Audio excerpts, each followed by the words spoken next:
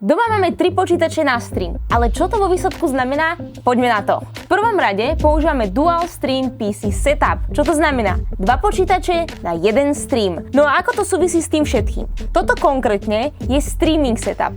Je to setup, z ktorého sa posiela výstup z OBS-ka rovno na Twitch alebo na TikTok. V tomto počítači sa nachádza 5060 8GB a k tomu 32 GB RAM. Pre nás je veľmi dôležité to, ako máme v tomto počítači grafiku a taktiež aj rámky, pretože rámky a grafika je pre nás v enkodovaní dôležitá. Samozrejme, niekto môže enkodovať aj cez procesor. Čiže nazvala by som to, že toto je taký budgetový rig, pretože zároveň zvláda hry, keby veľmi chceš, a zvládol by aj ten stream. Ale prečo je Dual Stream PC Setup lepší ako streamovanie cez jeden počítač?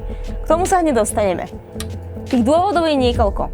Dôležitá vec je ale to, že ako náhle človek začne používať Dual Stream PC Setup, tak ako keby zistí, že je to o niečo jednoduchšie ako používať iba jeden počítač na streamovanie.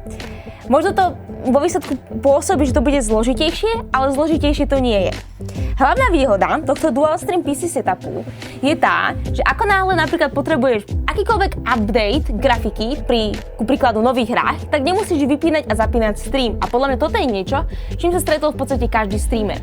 Ďalšia vec je tá, že pokiaľ máš napríklad doma 2 počítače, čo sa niekedy stáva, napríklad notebook a počítač, jeden je novší, jeden je starší, tak keby to pustíš ten stream na iba jednom počítači, tak ti to môže nejakým spôsobom posekávať. Buď samotný stream, že to nevyťahneš ani na 60 fps, alebo že skrátka tá hra ti nepôjde toľko plynulo.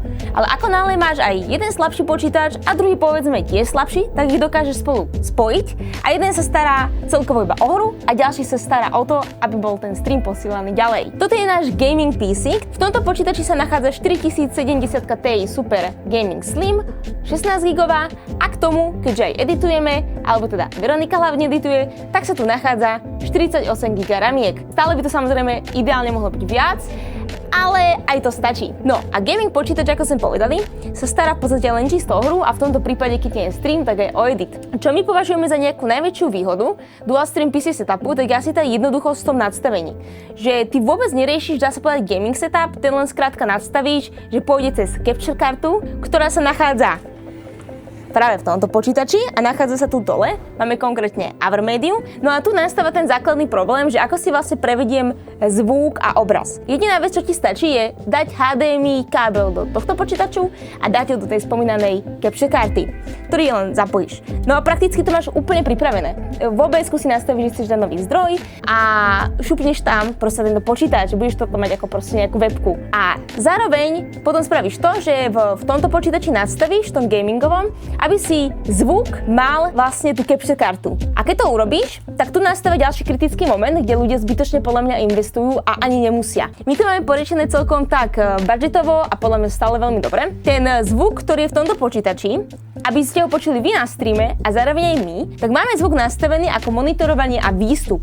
Tým pádom nepotrebuješ nič iné, ako dokupovávať, môže si ušetriť tých, ja neviem, 100, 150, 200 eur na to, aby si len dal jeden jediný setting, ktorý ti umožní to, aby si počul, čo sa vlastne deje v gaming PC. Má to nevýhodu, že tak ako ostatní, tak na streame, tak aj ty počuješ všetky filtre, ktoré máš nastavené, čiže nemáš to úplne ten raw zvuk z gaming PC, ale zároveň je to oveľa budgetovejšie a tie peniaze vieš využiť oveľa praktickejšie. No a teraz tam je ten tretí počítač, ktorý na nás celý čas pozerá.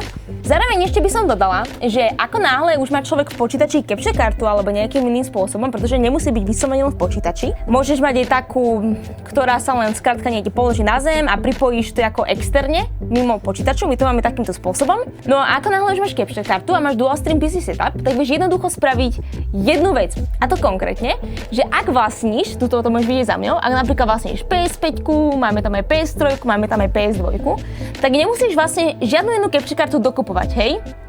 Ale samozrejme stačí ti napríklad takáto HDMI capture card, proste 20-30 eurová, sú naozaj rôzne. Ale ide o to, že tá, ktorá je v tom kompo je fakt kvalitnejšia, táto ti dá myslím, že len 30 fps a tiež tie farby nie sú úplne najideálnejšie. Každopádne ako náhle máš capture kartu a chceš si to prepojiť, tak proste len vypojíš ten gaming PC a zapojíš tam proste čokoľvek iné a funguje to. A toto je vlastne môj počítač, na ktorom ja streamujem. Ja mám iba single stream PC setup, nemám dual stream, pretože mne to vlastne stačí, tým, že nehrám nejaké extrémne náročné hry, iba CS-ko. OK, nie je žiaľ tak náročné, tak môžeme vlastne spraviť v budúcnosti to, alebo už to aj vlastne robívame, že ako náhle hráme niečo spolu, preto sú vlastne tieto počítače všetky tri spolu vedľa seba, bolo by určite aj efektívnejšie v rámci nejakého chladenia, keď by sú od seba, ale tu je fakt tá praktickosť v tom, že keď sú spolu, nemusíš ťahať nejak veľa káblov od seba. Tuto to máš naozaj všetko pospolu.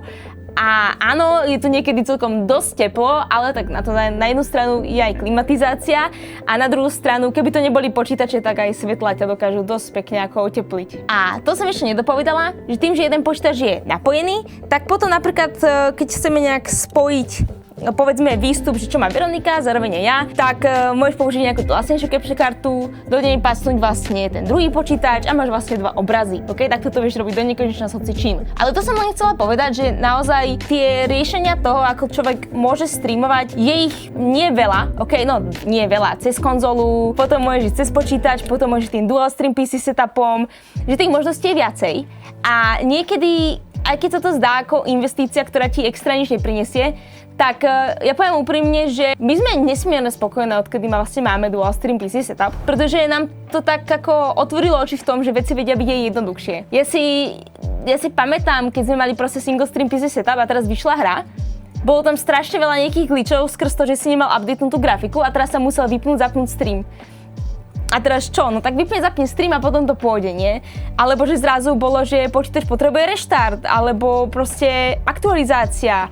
A keď máš dual stream, tak toto vôbec neriešiš. Proste urobíš aktualizáciu a hotovo. Potom si povieš, no dobré, a keď to je proste stream setup, no tak to riešiš úplne inak. Proste stream setup je taký, že ten fakt len zapínaš, vypínaš len vtedy, keď je stream, dá sa povedať, alebo keď niečo nastavuješ.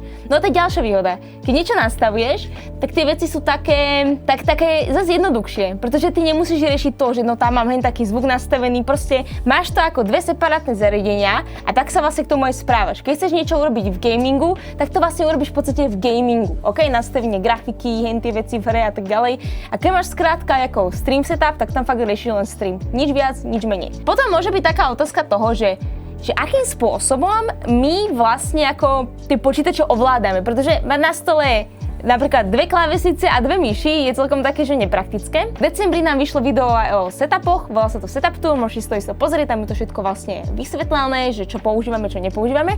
Ale ja vám tak stručne ukážem, že čo teda používame na to, aby sme nemali stôl vlastne zahltený 4 vlastne zariadeniami úplne zbytočne. Takže na Stream PC používame myš, ktorá je úplne brutálna, pretože dáš do nej jednu jedinú baterku a vydržíte jej rok. To je úplne insane. Potom k tomuto máme ešte Stream Deck, ktorý je teraz samozrejme vypnutý, tým, že je vypnutý je počítač, ale v princípe ide o to, že tam robíš všetky veci ako prepínanie scén, mutovanie, dávanie nejaké refl, robenie klipov, prepínanie kategórií, proste máš tam naozaj všetko, alebo uberanie hlasitosti a tak ďalej. No a potom je tu teda gaming PC, ktorý tu má samostatne myš a k tomu aj klávesnicu. No lenže táto klávesnica je taká špeciálna v tom, pretože ty si dokážeš switchovať, či chceš, aby tá klávesnica išla na Wi-Fi alebo na Bluetooth. No a ako ste už asi pochopili, tak vlastne keď dám Wi-Fi, tak je pripojená ku gaming PC a keď dám Bluetooth, tak je pripojená ku Stream PC. Takže je to celkom jednoduché. No a to by bolo vlastne z tohto videa všetko. Dúfam, že vám to dalo taký pohľad na to, že ako veci dokážu fungovať aj inak, pretože sem tam máme také komentáre aj na TikToku, na Twitchi, Barzde, že ježiši, vy máte jeden počítač, dajte tam lepšiu grafiku a to, ale nepotrebuješ dávať lepšiu grafiku, hej. Akože v obidvoch alebo v troch počítačoch sú super grafiky a fakt sú namakané tie mašiny, predsa len je to naša práca a tým pádom investovať do toho dáva zmysel nám a podľa mňa aj celkovo. To by bolo všetko. Ďakujem za to, že ste pozerali toto video až sem. Ak sa vám páčilo a chcete viac takýchto náhodných videí, tak určite dajte like a možno sa aj niečo dozviete na budúce. Čaute!